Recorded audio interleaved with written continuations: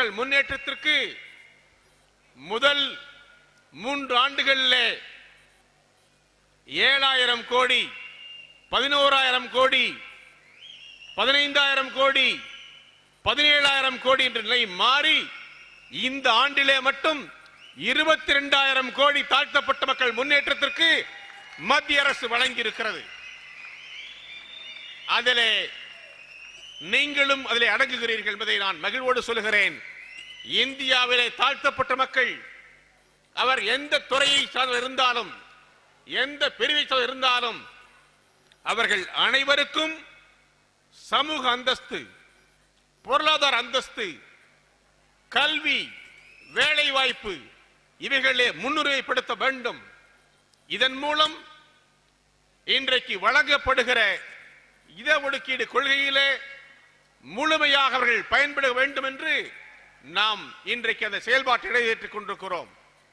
இன்றைக்கு தமிழகத்திலே நம்முடைய மாண்புமிகு முதலமைச்சர் அவர்கள் 5வது முறையாக முதல் பொறுப்பை ஏற்றிருக்கிற டாக்டர் கலைஞர் அவர்கள், நம்முடைய நண்பர் துரைசாமி போன்றவர்கள், நண்பர் ரவிச்சந்திரன் போன்றவர்கள் இந்த சமுதாயத்திற்கு பணியாற்றுகிற இந்த நம்முடைய வேண்டுகோளை எல்லாம் ஏற்று 3% இடஒதுக்கீட்டை கொடுத்து தமிழகத்திலே ஒரு புதிய வரலாறு படைத்திருக்கிறார் டாக்டர் கலைஞர்.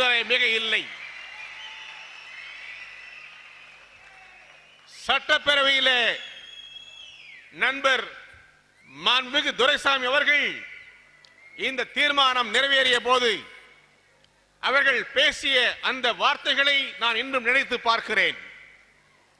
அவர்கள் அங்கே நம்முடைய முதல்வர்களுக்கு நன்றி தெரிவித்து அவர்கள் பாராட்டுகிற போது, எங்கள் சமுதாயம் எங்கென்றும் உங்களுக்கு நன்றியோடு இருப்போம் என்று சட்டப்பேரவை இன்றைக்கு பதிவு செய்தார்கள். இன்றைக்கு நண்பர் ரவிச்சந்திரன் அவர்கள் இந்த நல்ல செயலை, பண்பாட்டை இன்றைக்கு நன்றி தெரிவிக்கும் மாநாக அறிவித்து இந்த நிகழ்வுகளை நடத்தி கொண்டிருக்கிறார்கள். மத்திய அரசு, அன்னை சோனியா காந்தி, நம்முடைய அருமை பாரத பிரதமர் டாக்டர் மன்மோகன் சிங் அவர்கள், தமிழக முதல்வர் டாக்டர் கலைஞர் அவர்கள், காங்கிரசும் திராவிட முன்னேற்ற கழகமும், மத்தியிலே பாரத பிரதமரும் தமிழக முதல்வரும் தமிழகத்திலே, இப்படி இந்த 2 மாபெரும் இயக்கங்களும், இந்த மாபெரும் இயக்கத்தின் தலைவர்களும் நாங்கள் எல்லாம் என்றென்றும் தாழ்த்தப்பட்ட மக்கள், குறிப்பாக அருந்த சமுதாய மக்கள், இந்த சமுதாயத்திலே பின்தங்கி இருக்கிற மக்களுக்கு அவருடைய வாழ்வுரிமைக்காக, சமூக விடுதலைக்காக தொடர்ந்து உங்களுக்கு பின்னாலே இருப்போம். இந்த சமுதாயத்திலே ஏழை என்றும் அடிமை என்றும் எவனும் இல்லை ஜாதியில் என்று அந்த பாட்டை நிறைவேற்றுகிற, அனைவரும் சமம் என்ற மாபெரும் லட்சியத்தை நிறைவேற்றுகிற சமூக அமைப்பு தொடர்ந்து நாட்டிலே உருவாக்கப்பட வேண்டும். அதன் மூலம்தான் இந்த நாட்டிலே அனைத்து மக்களுக்கும் சமூக மேம்பாடு வரும் என்று கருதிதான் இன்றைக்கு இந்த நிலைப்பாட்டை தமிழக முதல்வர் டாக்டர் கலைஞர் எடுத்திருக்கிறார்கள். இந்த 3% இடஒதுக்கீடு என்பது அதன் வழியாக இந்த சமுதாயத்திலே படித்திருக்கிற இளைஞர்கள் கல்வியிலும் வேலை வாய்ப்பிலும் அவள் பெறுகிற நலன்கள் இந்த சமுதாயத்தை எதிர்பார்த்திருக்கிற அனைத்து மக்களுக்கும் எல்லோரும் கல்வி கற்றவர்களாக, எல்லோரும் உயர்ந்த பொறுப்புகளிலே வருவர்களாக, அரசு துறையிலே, அதிகாரத்துறையிலே, இன்னும் அனைத்து துறைகளிலும், சட்டமன்றத்தில், நாடாளுமன்றத்தில், மக்களாட்சியில், பஞ்சாயத்து அரசாங்கத்தில் பல்வேறு பொறுப்புகள் நீங்கள் அங்கம் பெற வேண்டும் என்று நாங்கள் விரும்புகிறோம். இன்றைக்கு ஒருவர் இங்கே தமிழக சட்டப்பேரவையிலே மிக உயர்ந்த பொறுப்பிலே தமிழக முதல்வர்களை வைத்து அழகு பார்க்கிறார்கள் என்று சொன்னால் இந்த சமுதாயத்துக்கு அவர் வைத்திருக்கிற நம்பிக்கை சட்டமன்றத்தில் நாடாளுமன்றத்தில் ஏன் ஆட்சியிலே அமைச்சர்களாக நாங்கள் காங்கிரஸ்காரர்கள் காங்கிரஸ் கட்சி இந்தியாவிலே பல இடங்களிலே மாநிலங்களிலே பல்வேறு பொறுப்புகளிலே நாம் அமர்த்தி அழகு பார்க்கிறோம். இதற்கு இந்திய தேசிய காங்கிரசும் திராவிட முன்னேற்ற கழகமும் ஒரே நேர்கோட்டிலே ஒரே இணைகோட்டிலே இருக்கிற காரணத்தால் இந்த சமூக அமைப்பில் இருக்கிற ஏற்றத்தாழ்வுகளை நிறைவேற்ற வேண்டும். இந்த ஏற்றத்தாழ் நீக்க வேண்டும். ஏற்றத்தாழ்வற்ற சமுதாயம் சமத்துவ சமுதாயம் அமைய வேண்டும் என்று நாங்கள் கருதுகிற காரணத்தால் இந்த நாட்டு மக்களிடத்திலே நாங்கள் தொடர்ந்து இந்த ஏழை எளிய மக்களை முன்னேற்றுகிற பணியிலே தங்களை அர்ப்பணித்துக் கொண்டிருக்கிறோம். இந்த அர்ப்பணிப்பு காரணமாக இந்த முயற்சி காரணமாக இந்தியாவிலே வாழுகிற அனைத்து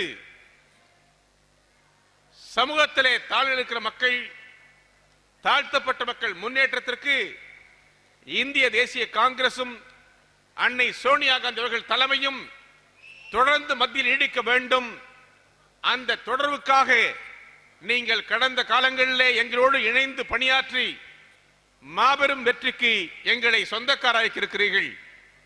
அந்த வெற்றிகள் மீண்டும் தொடங்குவதற்கு இன்னும் 2 மாதத்தில் இந்த மாதத்திலே மே மாதத்திலே 13ஆம் தேதி நீங்கள் தலைவர் கலைஞருக்கு நன்றி பாராட்டுகிற இந்த வேளையிலே தமிழக முதல்வர் சார்பாக அன்னை சோனியா காந்தி அவர்கள் சார்பாக பாரத பிரதமர் டாக்டர் மன்மோகன் சார்பாக தமிழ்நாடு காங்கிரஸ் சார்பாக நாங்கள் என்றென்றும் உங்களோடு இருப்போம். உங்களுடைய உயர்விலே உங்கள் முன்னேற்றத்திலே உங்கள் வாழ்க்கை நலத்திலே நாங்கள் இணைந்து பாடுபடுவோம். உங்களில் ஒருவராக நாங்கள் இருப்போம். நீங்கள் கூப்பிட்ட குரலுக்கு முன்னெடுத்து வருவோம். நீங்கள் வேறல்ல நாங்கள் வேறல்ல நிலையை இன்றைக்கு தொடர்ந்து நிறைவேற்றுவோம். அந்த பண்புக்கு நாம் ஒன்றுபட்டிருப்போம். மீண்டும் மத்தியிலே அன்னை சோனியா காந்தியும் அருமை தலைவர் கலைஞரும் அமைத்திருக்கிற இந்த மாபெரும் வெற்றி கூட்டணிக்கு நீங்கள் அனைவரும் உறுதுணையாக இருக்க வேண்டும். இந்த வெற்றி கூட்டணி தமிழகத்திலே மாபெரும் வெற்றியை பெற வேண்டும். அதற்கு உங்களுடைய அன்பு வேண்டும் என்று ஆதரவு வேண்டும் என்று இந்த நேரத்திலே கேட்டு அருந்ததி சமுதாயத்து மக்கள் எடுக்கிற குறிப்பாக அருந்ததிய கட்சி மக்கள் தலைவர் அருமை தம்பி ரவிச்சந்திரன் அவர்களும் நீங்களும் இணைந்து எடுக்கிற அனைத்து நிலைகளிலும் உங்களோடு இருப்போம் என்ற நம்பிக்கையை தமிழ்நாடு காங்கிரஸ் தலைவரை தெரிவித்து இந்த வாய்ப்புக்கு நன்றி தெரிவிக்கிறேன். உங்களுக்கு நல்வாழ்த்துக்கள். உங்கள் நன்றி மரபான தன்மைக்கு இந்த சரித்திரத்தில் இடம்பெறும். ஆகவே தமிழக முதல்வரும் அன்னை சோனியா காந்தியும் நம்முடைய பாரத பிரதமரும் உங்களுக்கு பின்னாலே இருப்பார்கள். உங்கள் முன்னேற்றத்துக்கு வழிவகுப்போம் என்று தெரிவித்து விடைபெறுகிறேன். வணக்கம். ஜெய்ஹிந்த்.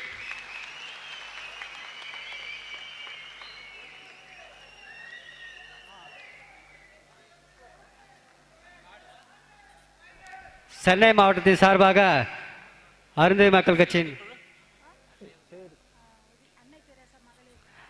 அனைவரும் சமம் என்ற கருத்தை அழகாக நம்மிடையே தெளிவுபடுத்தினார் திருமிகு கே.வி. தங்கபால் அவர்கள். நன்றி. அடுத்து அருள்வொளி உறவின் முறை பொதுச் செயலாளர் புலவர் திரு ஆனந்தராஜ் அவர்கள் இப்போது நம்மிடையே கவிதை சொல்ல வருகிறார். இந்த மாபெரும் அரங்கினை குலுங்க வைத்த அருந்ததிய சொந்தங்களே, அப்பேற்பட்ட வரலாற்றுக்கு சொந்தக்காரராக இருந்து இவ்வளவு நன்றி பாராட்டு விழாவிற்கு நாயகனாக நம்மையெல்லாம் அழைத்து வந்த அருமை தலைவர் வலசை ரவிச்சந்திரன் அவர்களே, முத்தமிழறிஞர் டாக்டர் கலைஞருடைய வழித்தோன்றலாக இருந்து இதற்கு முன்னால் நம்மிடையே இந்த 3% விடுகாட்டினுடைய அவசியத்தை நம்மோடு பகிர்ந்து கொண்டு சென்ற மின்சாரத்துறை அமைச்சர் ஆற்காடு வீராசாமி அவர்களே, காஞ்சி மாவட்டம் பீர்க்கங்கரணை பேரூராட்சி சார்பாக இந்த பொன்னாடை அணிவிக்கிறது.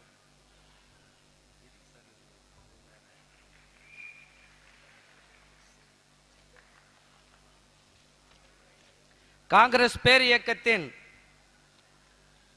தமிழ்நாடு காங்கிரஸ் தலைவர் மரியாதைக்குரிய திருமிகு கேவி தங்கபாலு ஐயா அவர்களுடைய மிகவும் கருத்தாழமான கருத்துக்களை உள்வாங்கி அதனை செவிமடித்து உட்கார்ந்திருக்கின்ற நாம் அடுத்து வரவிருக்கும் நமது சட்டப்பேரவை துணைத் தலைவர் மாண்புமிகு VP துரைசாமி அவருடைய கனல் மிகு எழுச்சி மிகு உரையையும் நாம் கேட்கத்தான் இருக்கிறோம். அதற்கிடையிலே இந்த சட்ட வடிவ மசோதா தாக்கல் செய்த அன்று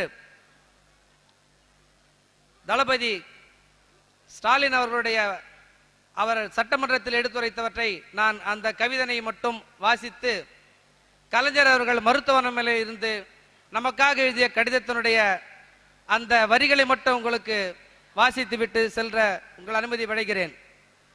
பட்டியல் சாதியினருக்கு கல்வி வேலை வாய்ப்புகளில் அளிக்கப்பட்டு வரும் 18% இடஒதுக்கீட்டில் அருந்ததியர் சமுதாயத்திற்கு 3% உள்ஒதுக்கீடு அளித்து சட்ட மசோதாவினை நிறைவேற்றிய சாதனை பெரியாரே, முத்தமிழ் கலைஞரே, உங்களை வணங்கி இந்த கவிதையை நான் வாசிக்கிறேன்.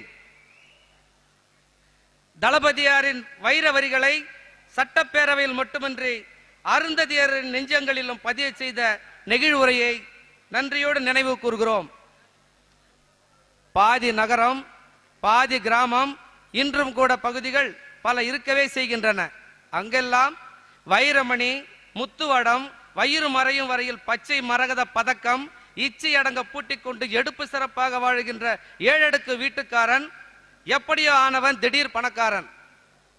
எடுப்பு சிறப்பாக வாழுகின்ற ஏழடுக்கு வீட்டுக்காரன் எப்படியோ ஆனவன் திடீர் பணக்காரன். இயற்கை உபாதை கழிப்பதற்கு அவன் இல்ல தோட்டத்து கழிவறை செல்லும் போது மூக்கை தொலைக்கும் துர்நாற்றத்தால் மூச்சடைக்கும் என பயந்து அந்த வீச்சத்தை மறைப்பதற்கு வேலையாளர் வாசனை தைலத்தை ஊற்றி தெளிப்பார்.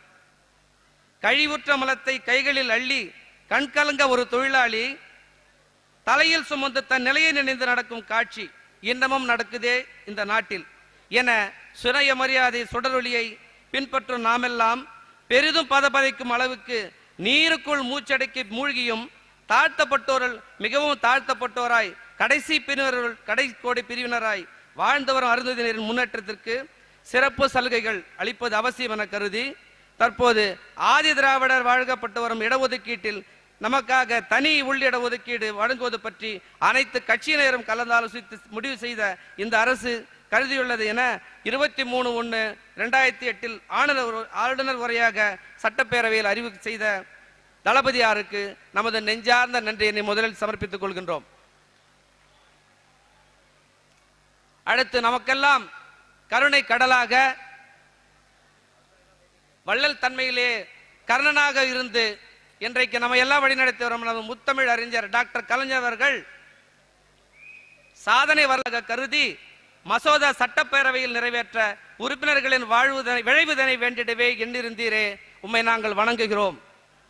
மருத்துவர்களின் மூலம் பிப்ரவரி 25ஆம் தேதி இரவு உமது அறுவை சிகிச்சைக்கான தையல்களை பிரித்த பின்னர் தங்களை உட்கார வைக்கவும் நிற்க வைக்க முயற்சித்தனரே, 30 நாட்களுக்கு மேலாக படுக்கையில் இருந்திட்ட காரணத்தால் கால்களை ஊன்றி நிற்க சில நாட்கள் பயிற்சி மேற்கொள்ள வேண்டும் என வலியுறுத்திய நிலையில் உமது வலியினை கூட பொறுத்து கொண்டு அருந்ததிரின் வலியினை மட்டுமே நினைந்து மசோதாவை நீரே முன்மொழி இயலவில்லை என ஏங்கிய ஏழை பங்காளரே, உங்களை நாங்கள் நன்றியோடு வணங்குகிறோம். எனினும் பிப்ரவரி 27 காலையில் நீரே அருந்ததிரின் மசோதாவை அவையிலே முன்மொழிவதற்கான உரையை தங்கள் கரங்களால் எழுதி அதனை சட்டப்பேரவையில் படிக்குமாறு உள்ளாட்சித்துறை அமைச்சருக்கு அனுப்பி வைத்து உமக்கு பதிலாக இந்த மசோதாவினை தளபதியாரை முன்மொழியுமாறு கேட்டுக்கொண்டு